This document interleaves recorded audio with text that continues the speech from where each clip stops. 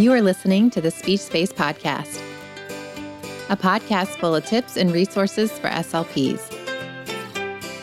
I'm your host, Jessica Cassidy, and this is episode 88.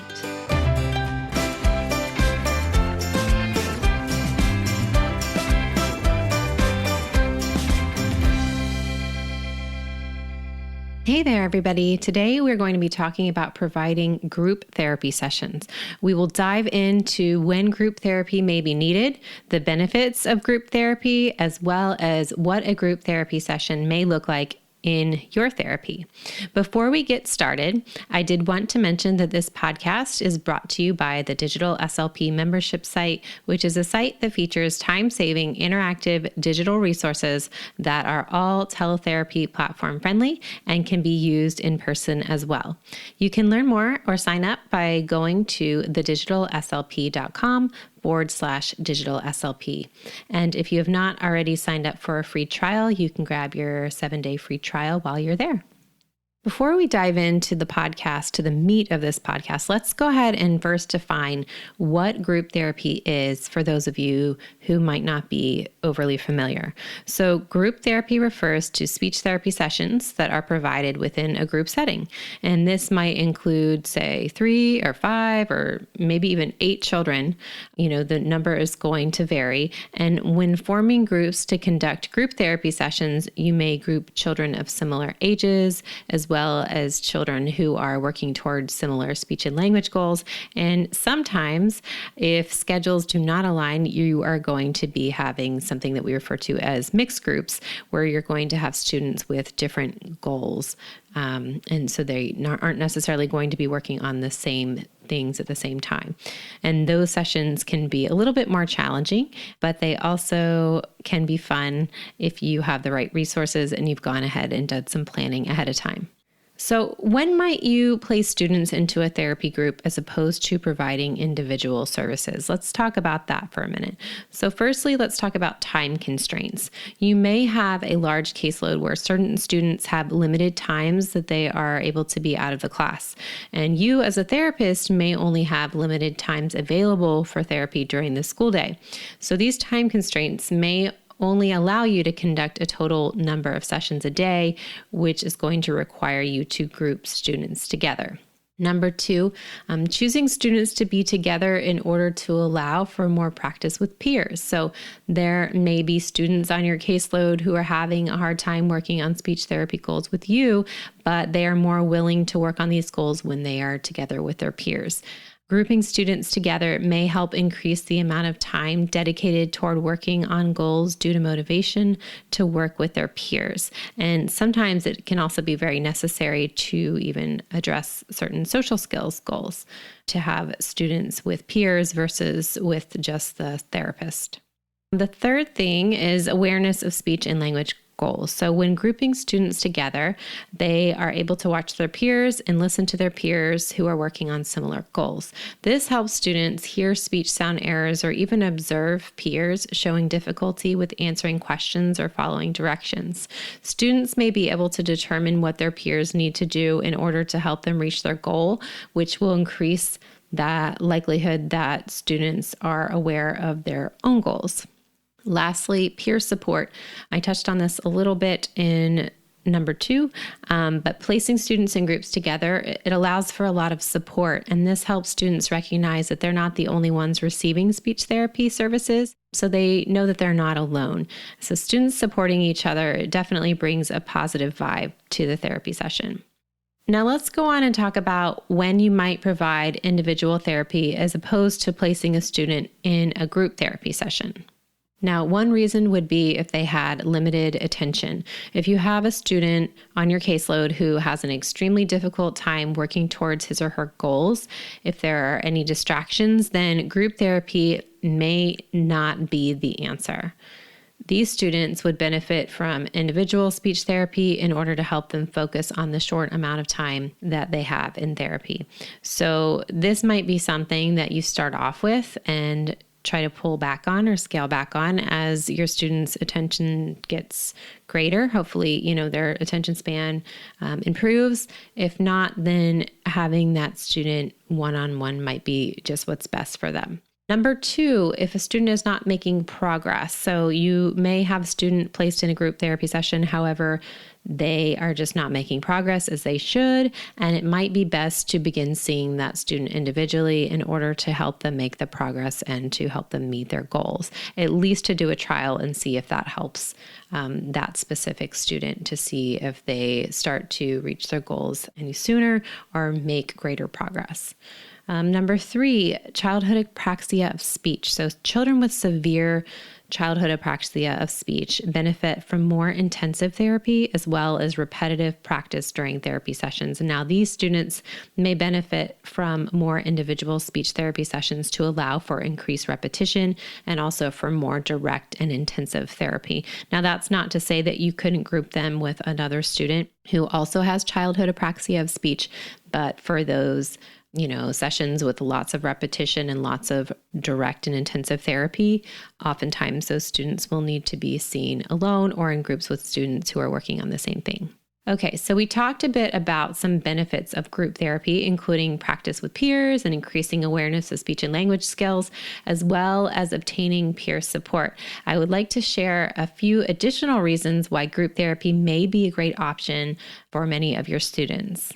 Firstly, they are going to be imitating real-world situations. When students are grouped together for speech therapy services, these sessions help to prepare your child's everyday functional skills due to the nature of the sessions. Working on speech and language goals with peers naturally provides more realistic therapy sessions to include more real-life scenarios. The therapist is able to create real-world situations, such as attending a birthday party or going to a friend's house or sitting in class at school. Another benefit is that it helps students form relationships. When students come together each week with the same group of peers working on similar goals, or maybe not similar goals, this helps students to begin forming relationships. The children in the therapy group will get to know one another very well and begin to form relationships. So that is definitely an added bonus to doing group therapy. Another thing is that students learn through teaching their peers. So instead of a student just listening to the therapist and practicing their speech and language skills, students can give peers tips and tricks to teach them various speech and language skills as well. Sometimes this is if they're working on similar goals, maybe they can share a strategy that's worked well for them. And then also, even if they're working on different goals, teaching peers may be a very effective way for students to learn and to reach their own goals. Group therapy is also great for developing social skills. So we touched on this a little bit earlier, but there are just so many opportunities in group therapy sessions where children can have conversations with one another.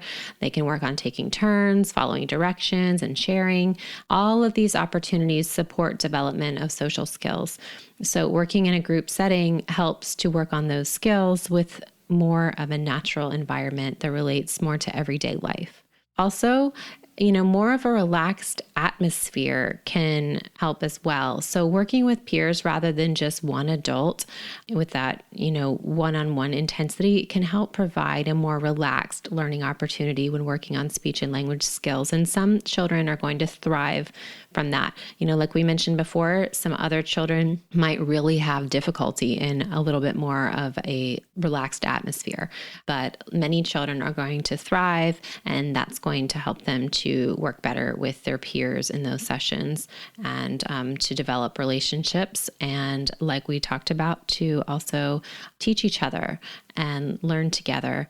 So it can really be really beneficial for the right student.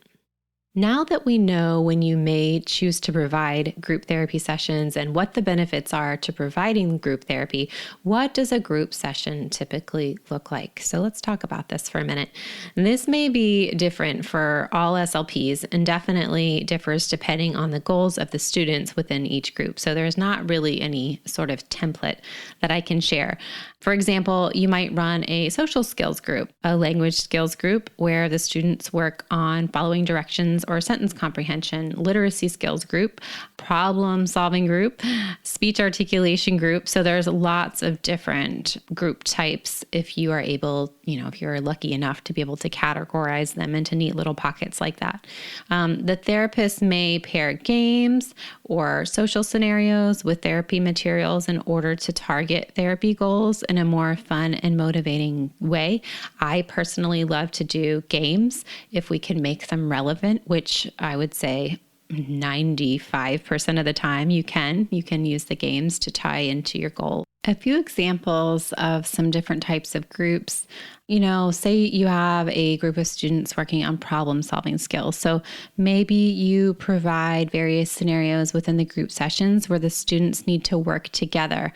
You might give them some supplies to build something, and maybe you have them work together where they're working on problem solving as a group, giving each other feedback, coming up with different strategies.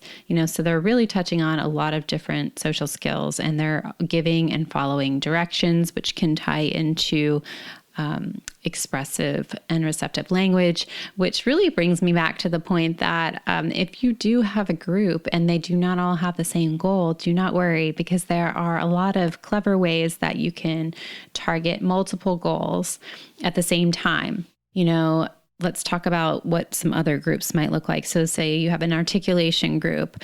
So for that, maybe you're using some games or some movement-based activities where you are addressing all of the different speech sounds. So that can be kind of fun to do. You might, I'm sure a lot of you know this one where you do like a flashlight tag. So you might tape up different items around the room, or you might hide certain items, and they have to find them with the flashlight in the dark and then say what they are to work on those speech sounds. So that can be a fun one. And if you have multiple children, then they can hide the objects for the other students.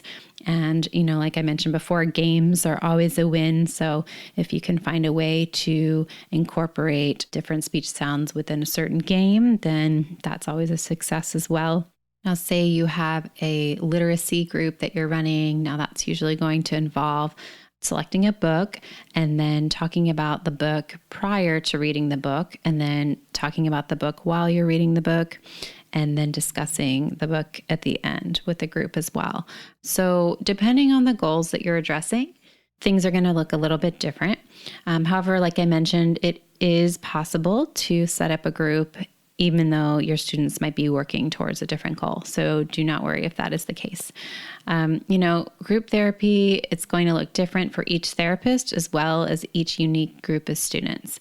And there are many benefits to providing group therapy sessions for students that a lot of SLPs typically don't recognize. Sometimes, we might just do it purely because we have schedule conflicts and that's just the way we set things up. But I hope that these points about group therapy help you to feel more comfortable and confident with your choice of students to receive individual and group therapy sessions. Now, like I mentioned at the beginning of the show, the doors to the digital SLP membership are open. So if you're looking for a collection of teletherapy platform-friendly resources that are also great for in-person, then head on over to thedigitalslp.com/digitalslp. Now, if you'd like to access the show notes from today's episode, please head on over to bit.ly, that's bit.ly/TSSEP88. All right, I hope that you have a wonderful week, and we'll talk again real soon.